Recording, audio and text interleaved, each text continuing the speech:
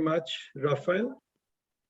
Let me just press this. Thank you very much, Rafael. And a pleasure once more to welcome all of you on board here with a webinar today from Circular Economy at KTH. And I will give a very quick overview for those of you who have not been here before and are not aware of the Circular Economy Initiative.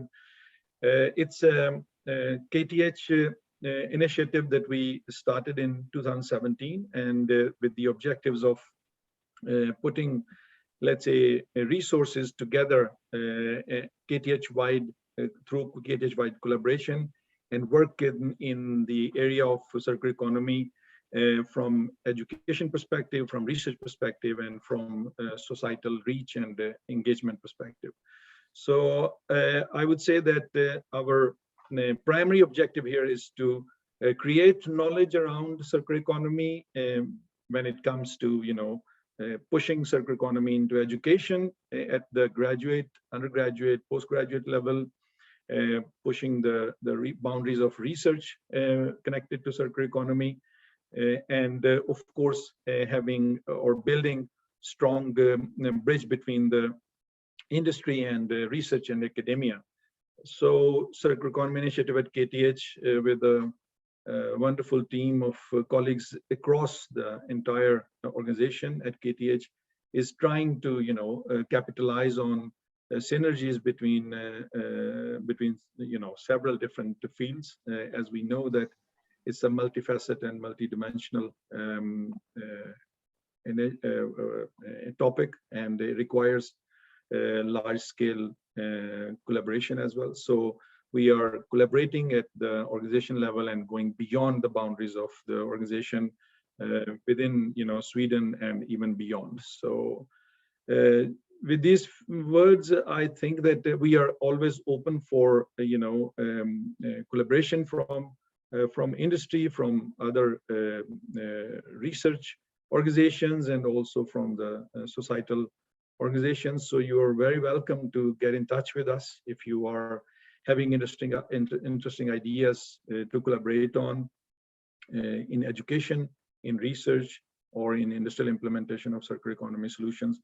So we will be happy to hear from you. And with that, I hand over to Rafael to, as he said, some housekeeping for today's webinar, and then of course to our speaker for today. Thank you, Amir, for the introduction. Before introducing the speakers, I'd like just to talk very quickly about the practicalities. We are recording the webinar. I hope you're fine with that. You can switch your camera if you want to switch off to save energy from the video streaming. I learned that 9% of the energy comes from the streaming, so it's fine that you switch off if you want. We will have questions later on after the presentation, and then you can raise your hands on Zoom. There's a function for that, and then we take in the queue one by one, and then you can introduce yourself and pose your question. We will stop taking questions 5 minutes before the end, so I apologize in advance if you don't get your question answered. I'm very happy to introduce Anneli and Oskar to the webinar. I will just say a few words about them, and then they will have the chance to also tell more about them, what they do. So Anneli Selvefors, I'm sorry for my pronunciation, has a PhD in sustainable design from Chalmers University of Technology, and she works as a freelance designer and researcher. She's the chair of the expert group focusing on circular design principles of the Swedish delegation for the circular economy. Oskar Rexfelt is associate professor at Chalmers University of Technology.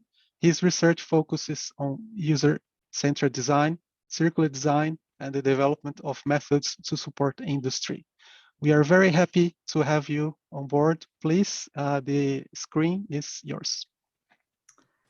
Thank you so much, Raphael, both for the lovely introduction and also the invitation.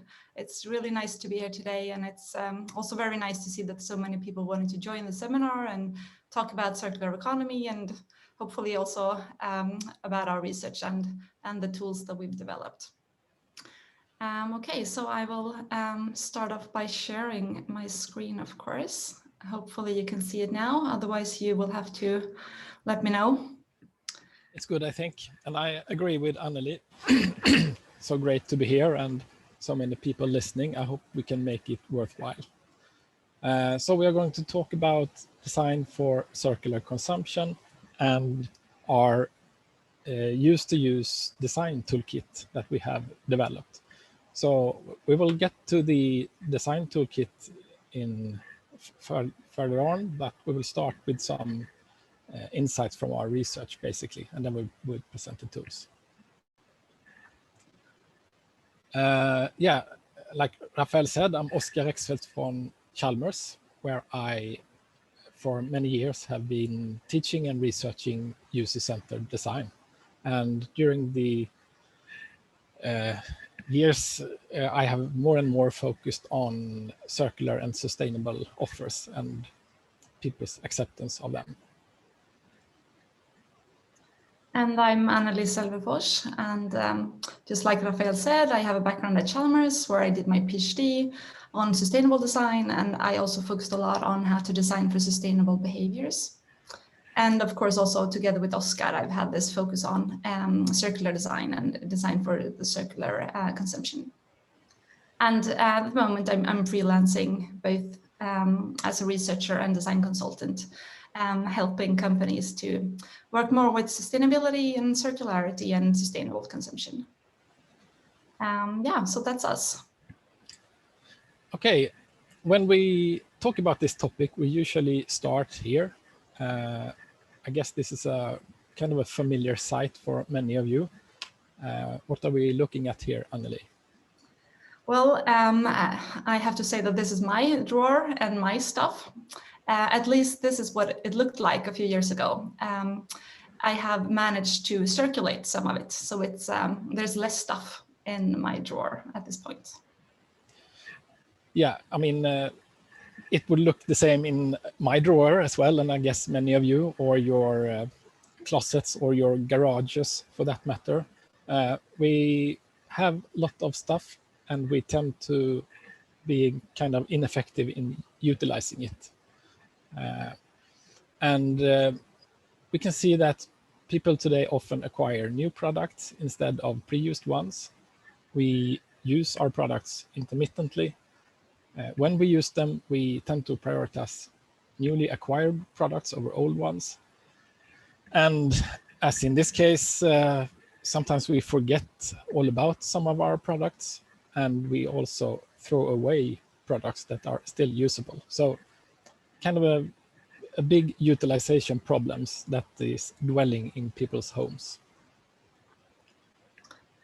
And this type of what you could call user-related or consumption-related challenges are what we try to address in our research.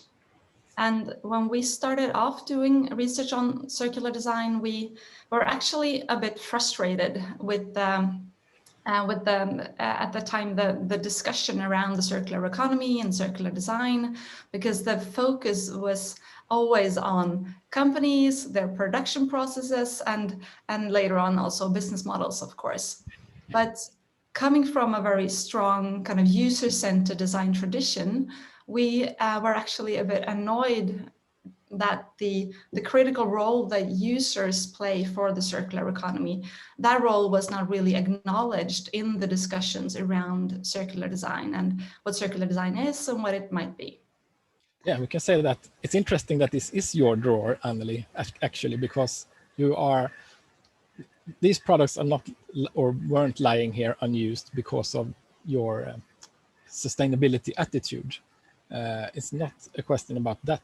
It's just that it's a hassle to make sure that these are being used by someone else. And we are convenient, you know, it's easier to just let them be, these products. All right. Exactly. So Early on in our research, when we started off back in 2013, we kind of asked ourselves, what would happen if users and consumption are put center stage when exploring circular opportunities? So in our research, we wanted to focus more on users and what circularity might entail for people in their everyday life. And we wanted to explore if an understanding of that might help us to identify new opportunities for circular design, and if it might help us to design circular products and services that might become more preferable to people and also more successful. So that has been our focus from the beginning. And when looking at circularity from kind of a user point of view, we can, of course, identify a number of possibilities for users to contribute to circularity. People can try to prolong the use of their products by through maintenance or repair and so on, so the products can be reused for longer. People can also try to bring back the products they have at end of life so that the components and materials and so on can be recovered. But people can also try to contribute by circulating products from user to user, from use to use. And they can do so by, for instance, renting the products they need, borrowing products, buying and selling secondhand, and so on. And these kind of tight product loops are what we've focused on in our research.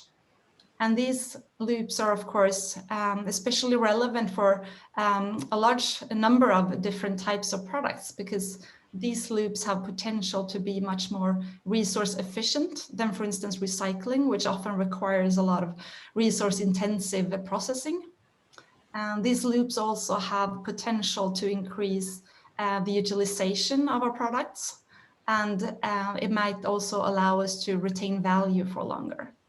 So these loops have a lot of potential, and we felt that it was really interesting to explore how can we try to design for these types of loops. And when doing so, when looking at it from kind of a design point of view, there are some things that are important to keep in mind. First of all, it's important to realize that these tight loops require that some type of product exchange are carried out, that products are transferred from one user to the next. And these exchanges can, of course, be achieved directly between users, like one user just handing something over to the next. But these exchanges can also be facilitated or enabled by companies that are involved in the processes. So companies can take care of redistributing products, for instance, or remanufacturing or refurbishing products in between uses. So they can ensure that the products are in good condition when they reach a new user. Something else that is important to keep in mind when looking at these tight loops are, of course, people's consumption processes. Yes, they sure are. The consumption process can basically be divided into three main phases: obtainment, use, and clearance, as we refer to them. All of these three phases are important in order to make this process circular. And the circle can be broken in each of the phases. Like in obtainment, for instance, it would require you to buy something secondhand or rent something, for instance, and choose to do that instead of buying something new. During use, you have to utilize the product and not forgetting about it in your drawer, for instance, and decreasing its utilization that way. And in clearance, when getting rid of the product, you shouldn't throw it away, of course, or recycle it if it's possible to make sure that it reaches yet another user who has use of it. So if we look a little bit closer on the different ways in which a consumer can engage in circular consumption, you could gain ownership of products in a circular way by buying them secondhand, for instance, or receiving them as a gift from someone. You can also gain access to them, for instance, by renting them or have some kind of subscription or borrowing them from your neighbor, for instance. instead of choosing the linear alternative, which is in gray on top here, at acquiring it as new. Depending on how you have obtained it, you might close the loop after using it by, well, if you rented it, you will probably return it. But if you own it, you can choose to give it away or sell it secondhand, etc. So these are kind of the main ways you can engage in circular consumption. There are more ways, of course. You can even steal something from someone, and it will become some kind of a from user to user situation, but we haven't included cases like that. Okay, what's interesting though is if you move from linear to circular consumption, there are a number of activities. Well, any consumption process actually can be described using a number of typical activities that are commonly carried out or have the need to acquire something. You check out the opportunity to obtain the product. You initiate product use by, for instance, unboxing it or installing it and learning how to use it. After having used it for a period of time, you might consider, should I really keep it? And then you clear it somehow by exploring, how should I get rid of it? Should I throw it away or sell it secondhand, for instance? What's interesting in these activities is that they are carried out typically very differently when moving from the linear to circular consumption. In the obtainment phase, the linear offers and options are typically more visible and easier to access, and then the circular options, and they are also typically trickier to compare with each other.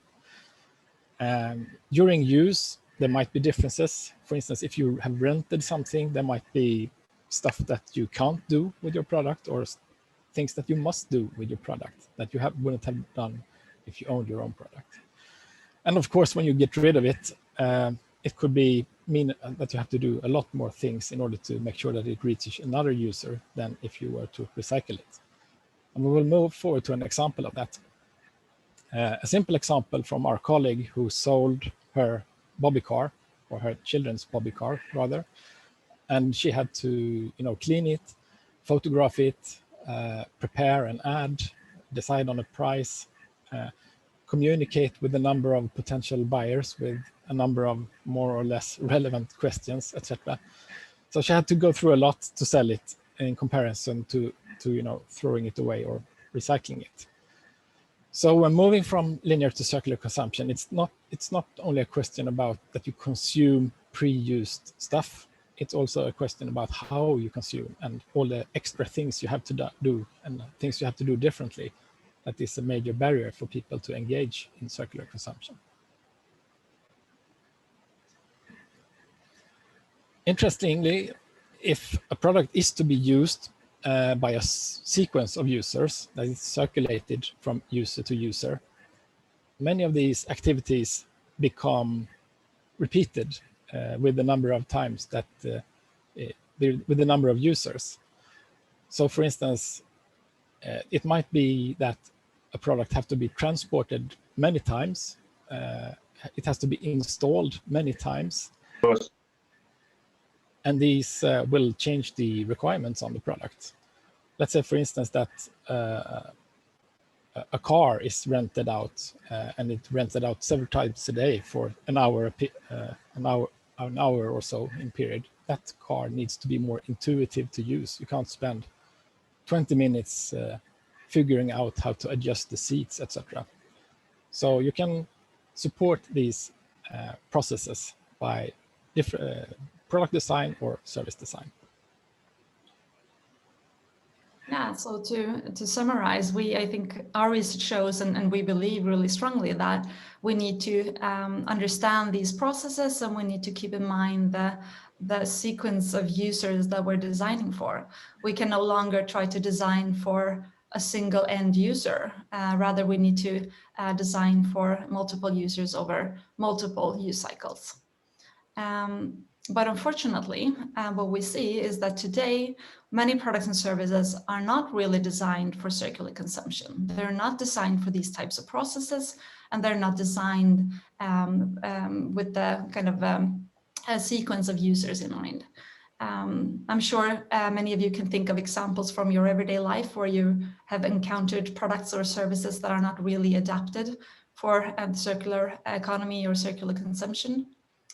For instance, some of you might have bought furniture packaged in a flat box, which might have been kind of convenient to buy and transport home, and also convenient to assemble, depending on your skills. But such designs are not always as easy to disassemble, put back into a flat package, so they can be easily transported to someone else. So there's a big challenge there. And I think luckily this is starting to change a bit. More and more companies are realizing that they also need to design their products and services for these processes. For instance, IKEA, I know that they just recently released also disassembly instructions for their furniture. So there's things happening for sure. But as we try to argue here, we really believe that a consumption perspective can play an important role when developing circular products and services. Of course, having a consumption perspective, that's not the only perspective that's important when developing circular offers. We also need to look at the circular offers from kind of a business point of view, a production point of view, sustainability point of view, and so on. There's probably a lot of different perspectives that we need to take into consideration. But since our research focuses on consumption and circularity from a user's point of view, we wanted to highlight how this perspective kind of compares to the more common perspective, for instance, business and production. So we want to just highlight a few key differences that we think might be good for you to take with you from this. And yeah, the first one is perhaps kind of obvious, but it's still important to mention that if you apply this user perspective, you move from seeing the companies as the nexus of circularity to seeing users as the nexus of circularity. And I mean, many companies, they have some kind of a user perspective, but in general, it's kind of narrow. If you only view people as potential customers of your company, you get a very narrow picture of their consumption and their everyday life, basically. Because a user are faced with many different offers every day and options and decisions to be made. Some of them might be dealing with a particular company, but it could also be from a neighbor or the option of doing nothing or whatnot. So you have to be able to view circularity from their perspective. Another thing that differs between the perspectives is how we talk about or describe circular flows. In the kind of current narrative or the usual discussions around circularity is that we describe these flows in relation to the product lifecycle, which you can see a very simplified representation of in the upper part of this figure. So usually we talk about how we source, produce, distribute, and so on, and then how we can recover resources and kind of loop them back into earlier stages of this production process. If we look at circularity from a consumption perspective instead, it becomes perhaps more relevant to talk about circular flows in relation to people's consumption processes. So what we've tried to do throughout this presentation is to talk about them in relation to how people obtain, use, and then clear products. So we can talk about how these processes are what's happening throughout these processes and how we can design for these processes. Another thing that differs is also how we talk about companies. Usually, perhaps we refer to companies as providers of products and services that might be fit for circular production. They might have made sure that their internal processes and so on are circular. When we talk about circularity from a consumption perspective, it becomes also relevant to talk about how companies can be seen as providers of products and services that enable circular consumption. So in this case, it's more about looking or exploring how companies can kind of enable people in their everyday life to live a circular everyday life. I mean, it's a completely different design challenge to design an offer that enables your users, your customers to live in a different way, rather than designing to make sure that your internal processes are circular. And so both of these opportunities are, of course, important to keep in mind, but they kind of entail different things from a design point of view. Yes, speaking of a design point of view, we can see some differences there. One thing is that applying this user or consumer perspective, you can't really view your consumers as passive receivers of circular offers that you hope to, accept your business model or whatnot. But instead, you can view them as active actors in circularity that you need to understand. So you try to understand, get user insights, and use that as a point of departure for design. So it's kind of a traditional user-centered design point of view. That the more you know about the users, the more possibilities you have to design something that they will actually like to use. And this is the main point of departure for our design toolkit, which we will move into now. Yeah, so as you know, we have developed a design toolkit, which we call the Use2Use Design Toolkit. And this toolkit consists of 5 main tools. And these tools can be used by companies, designers, and others that are involved in exploring design opportunities and ideating new circular solutions. And what's good to know is that this toolkit is not a general circular design tool. It's very much a niche toolkit focused specifically on how to design for circular consumption from a user perspective. So this toolkit does not address, for instance, how to design for remanufacturing or how to design for recycling.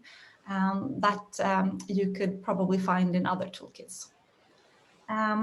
So 5 tools, and they can be used in the early phases of a design process for exploring needs, identifying requirements, ideating solutions, and evaluating early concepts.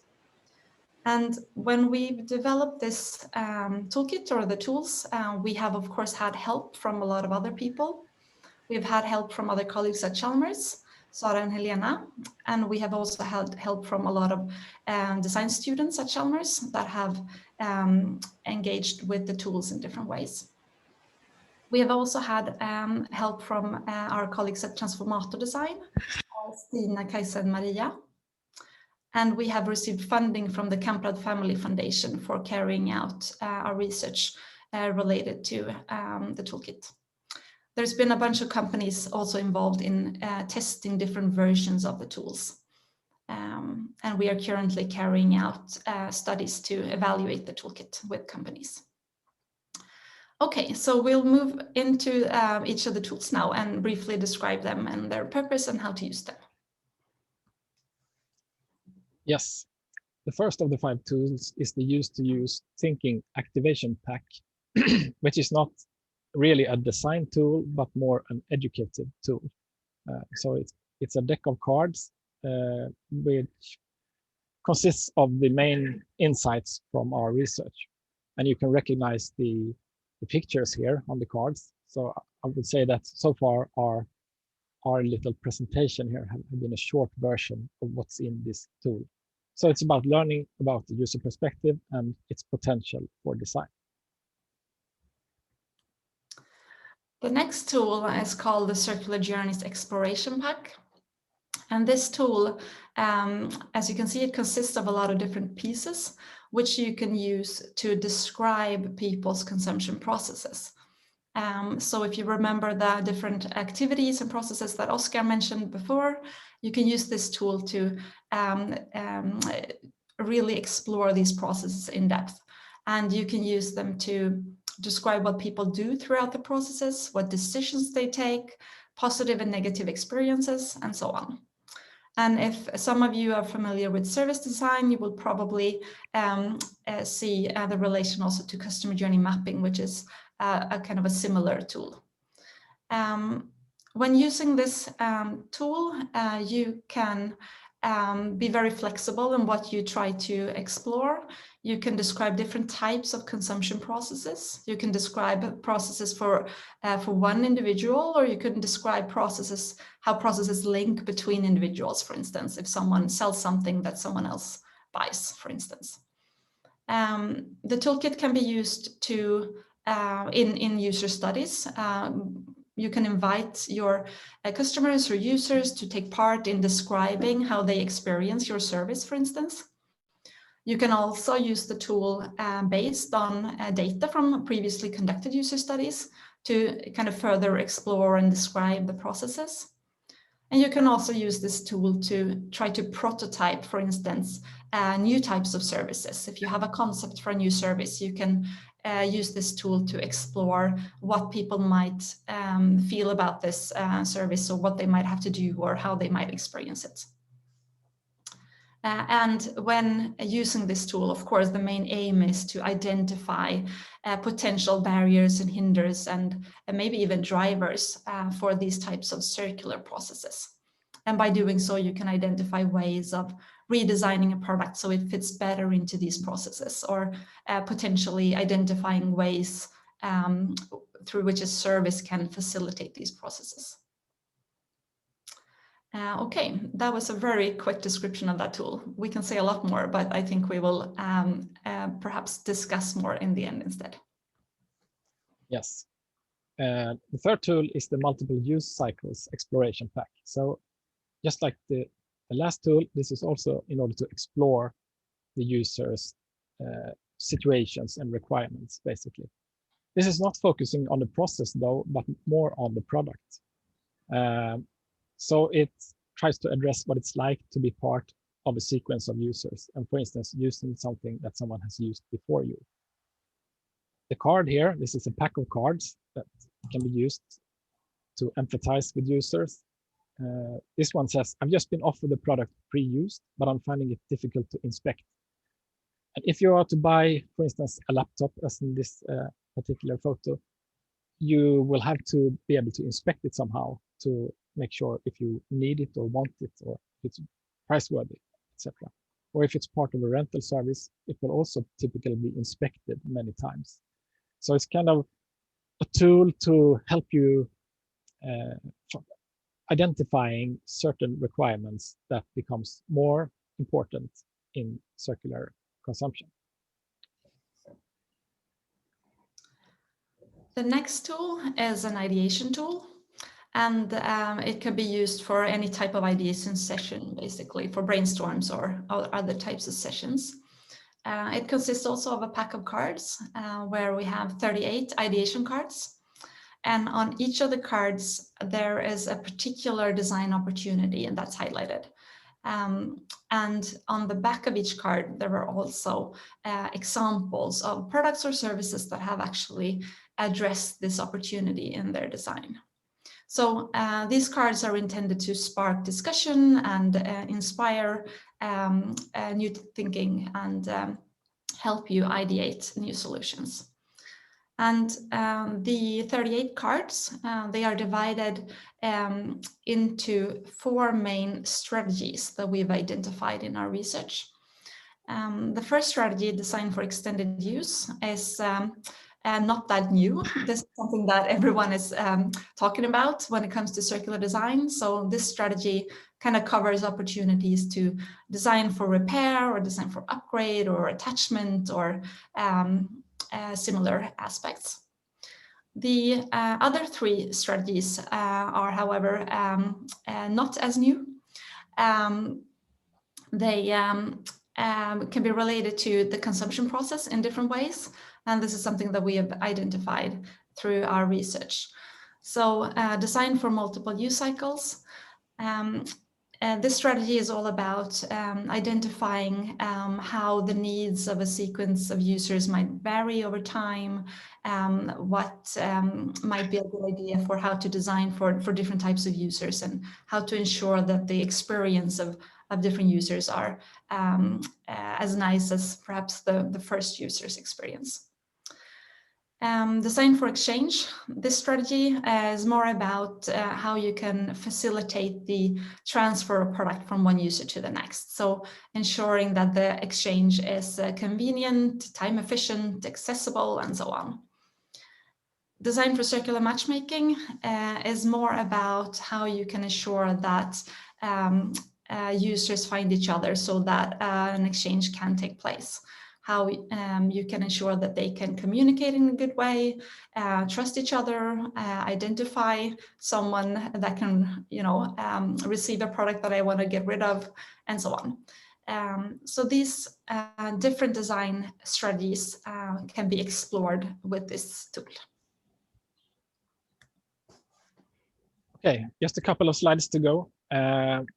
This is the final tool then, the Circular Designs Evaluation Pack, which is a tool for evaluating your ideas and concepts and screening them, identifying which of these ideas that are worth pursuing and working more on. So it's kind of a traditional evaluation matrix in its format.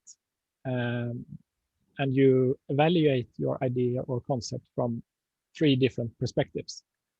The user, the organization, which in general is the company doing the design, and the environment. So hopefully you could identify that something is good for all of these 3 stakeholders. Each stakeholder is also divided into potential and implementation, because we can see that often an idea or a concept might have great potential, but getting there and realizing it could be tricky. Like the implementation could be a challenge in itself. Like it could mean that a company needs to get new partners, competences, equipment, business logics, etc., to reach the potential, and then that implementation might hinder it. Could be the same for users. Like if you sell your car and start renting cars instead, it could be potentially great, but the transition there might be a hindrance. So also this is actually, the other tools are very one-eyed in their perspective and only tries to come up with the ideas from a user perspective, basically. But moving into evaluation, we wanted to include also the business and the environmental perspective to get some good selection of ideas. All right, so that was a very quick go through of our research and the toolkit. If you are interested in learning more about the research and the toolkit, we really recommend that you have a look at our website, use2use.se. On the website, you can read about the research. You can also download the tools for free and print them yourself, so you can use them in your projects. And if you want to learn more, we definitely recommend that you have a look at the Use2Use Thinking Activation Pack, because that has a more in-depth description of our main insights from the research. Okay, I think that's all, and I hope that we have also now time for some questions and discussion, perhaps. We should also say that, of course, everyone is welcome to, contact us in case you have questions or in case you want to discuss opportunities for collaboration and so on. So you can always reach us via email. Yes. Thank you very much, Anneli and Oskar, for this very nice presentation, very insightful on the journey of consumers. I wish the first part was in the curriculum of schools to actually, teach consumers but also in university, teach designers on that. Thank you very much. We are not monitoring the chat. There were some questions in the chat. So if you want to pose a question, you can raise your hands, introduce yourself, and pose a question direct to Anneli and Oskar. So while we wait, I can start. If someone wants to use, there is this version we can download. What is the, let's say, for which purpose we can use? Research, can also use for in companies. So what is the, let's say, the copyrights? You are definitely free to use it in your research, for teaching, in projects, also commercial projects. The only thing that we ask is that no one, puts it up as something that they've done themselves, sell courses on it, and so on. We would like it to be more a free resource for everyone. So yeah, feel free to use it in your projects. We would just be happy if it comes to good use. All right, thank you. Any questions? Yes, please, Renato. Yeah. Well, I'm from Brazil, and it's a point if it doesn't, it's considered in the chat. I believe it's important to mention the reality in Brazil. In my case, the biggest difficulty to collection and to conscientious use as a recycled material to the final line. That is the biggest cost here. In the front to the left, it's different in Europe. Yeah. And I mean, we have developed this toolkit based on our experiences as researcher in, Northern Europe. So we also have that context, and that's good to keep in mind, I guess. There's so many other contexts around the world that might have very different preconditions that might influence how you can use this and what use you might have of it. Yeah, for sure. Thank you. Theo, please. Yeah, thank you for a good presentation. Theo Enlund, I'm a designer, and to get to the question, I'm really curious about your experiences from live testing. I mean, when you have used this, I understand that you have made a number of iterations, but again, what did you find the more rewarding, and where do you find the more hassle and so on? Could you give us a glimpse of that? Absolutely. Where should we start, Oskar? We have a lot of insights. Yeah, basically every company we have worked with and that have tried the tool appreciate applying a user or a consumer perspective, because they aren't really used to that in their circular design. They are focusing on, how should we change our business, more or less. They also find that starting in the user point of view is very down to earth somehow. It makes circularity less frightening. So you can just, okay, how can we help people in this way? It makes it tangible somehow. What's challenging though, I think, is that generally we have tested this in workshops with the companies. And when they get back from their workshops with what they sometimes view as great ideas, they are still facing the linear reality of their companies. And okay, so what should we do with these ideas now? And well, these tools aren't really addressing that challenge, but it's still something that they, yeah, something they struggle with. And at the moment in the research project that we're currently conducting, it's this project is focused on exploring how can these tools be actually utilized in companies' kind of regular processes. So not as a tool for isolated workshops that are kind of creative workshops, but rather as a tool for actually implementing these ideas in their regular design work.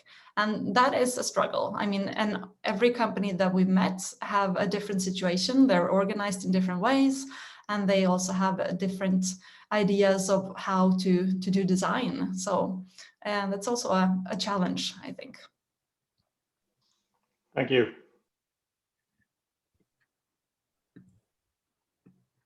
Other questions? Yes.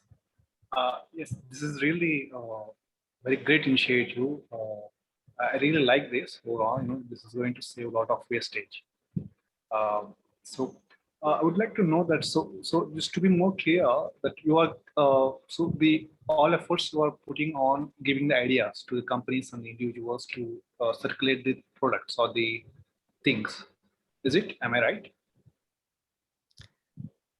Yeah, if I understood it correctly, it's like it's basically like creative tools to come up with good concepts. Correct. But you're not giving any of the digital tools to have the tracking or to see that, for example, if I give my product to for the circulations for the usage instead of keeping it with me, ideally.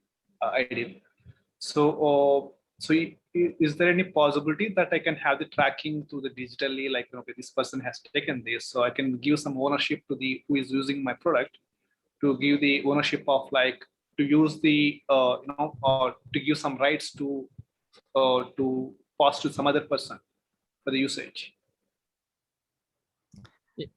Yeah, I mean, it could be right, Anneli. If I'm in, like the main topic of using the tools is to solve people's problems that are related to circular consumption.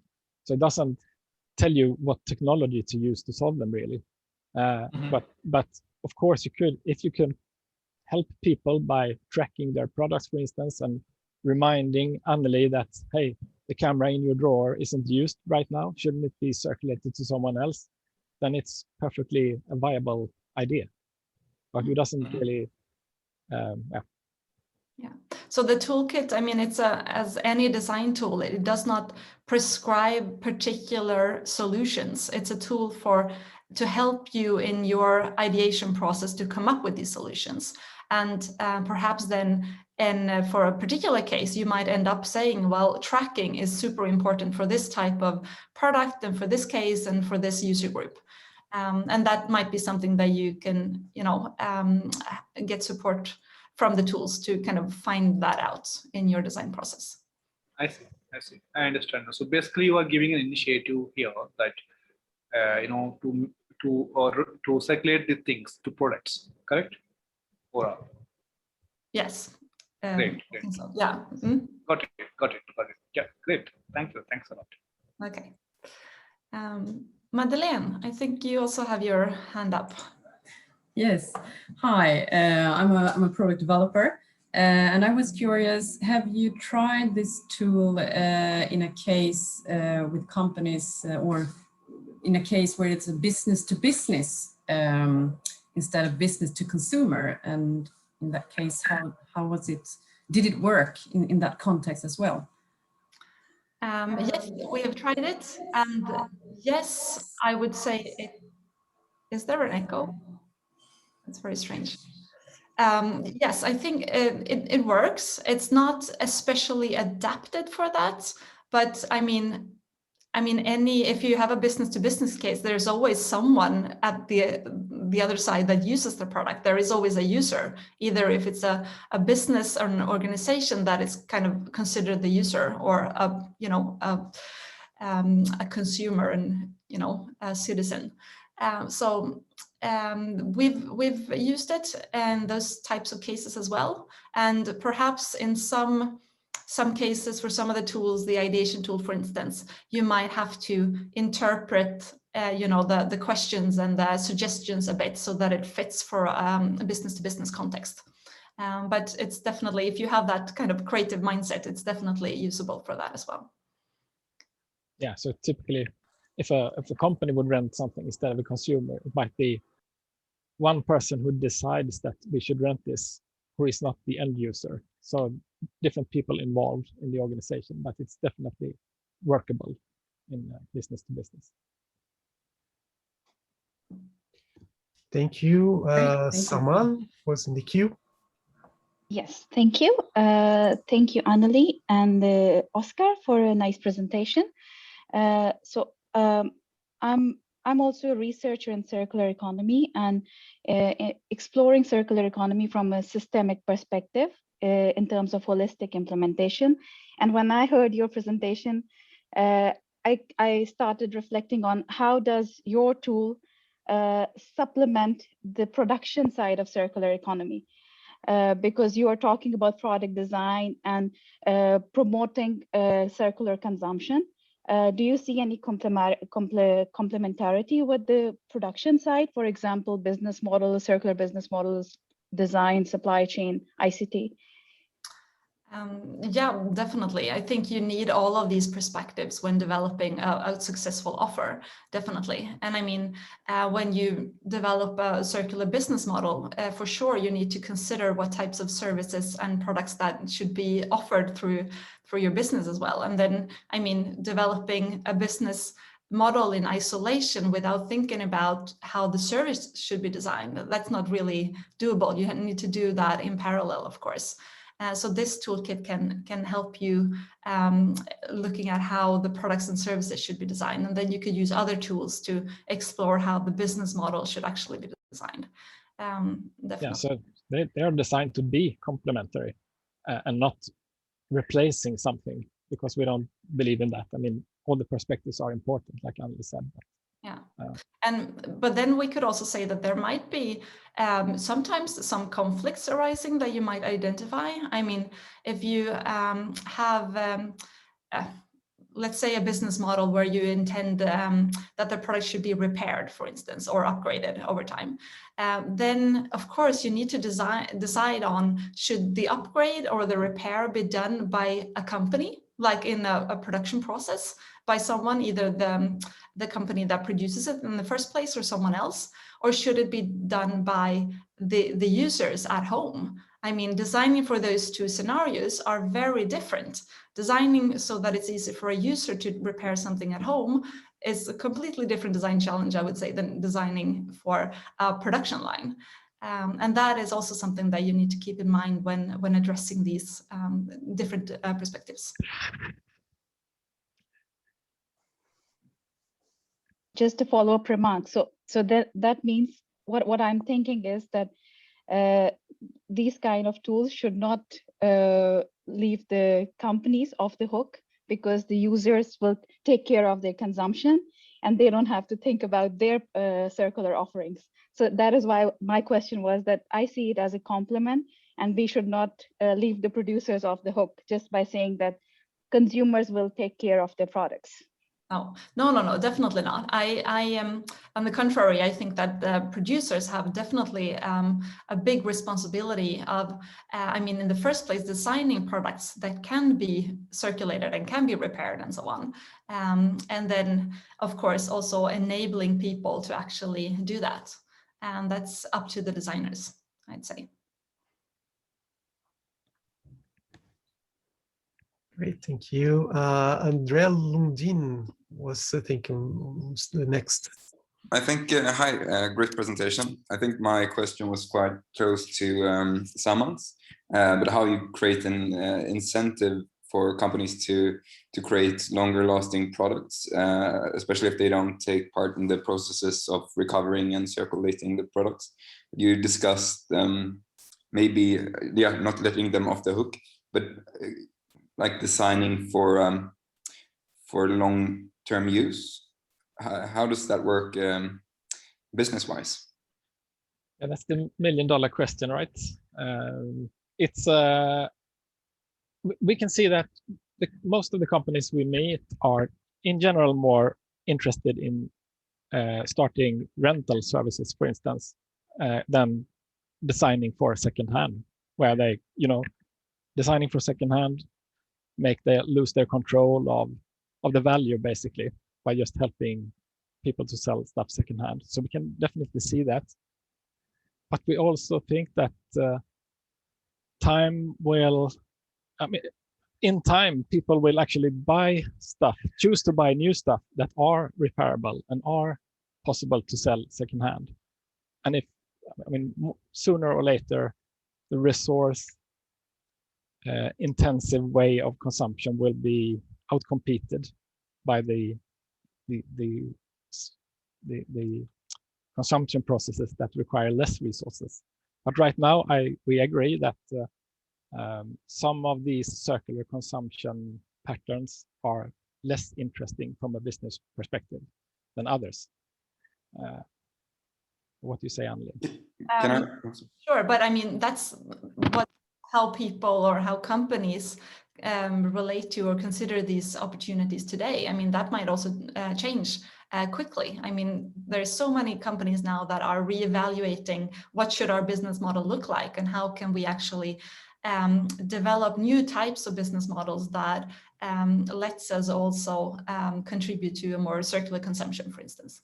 So I think we'll see a lot of change around these questions in the near future. Thank you. Akshat, please, your question. Hi, Oskar and Anneli. Your presentation was really good. Thank you so much for that. So currently, I'm doing my master thesis in the domain of circular economy within the medtech sector.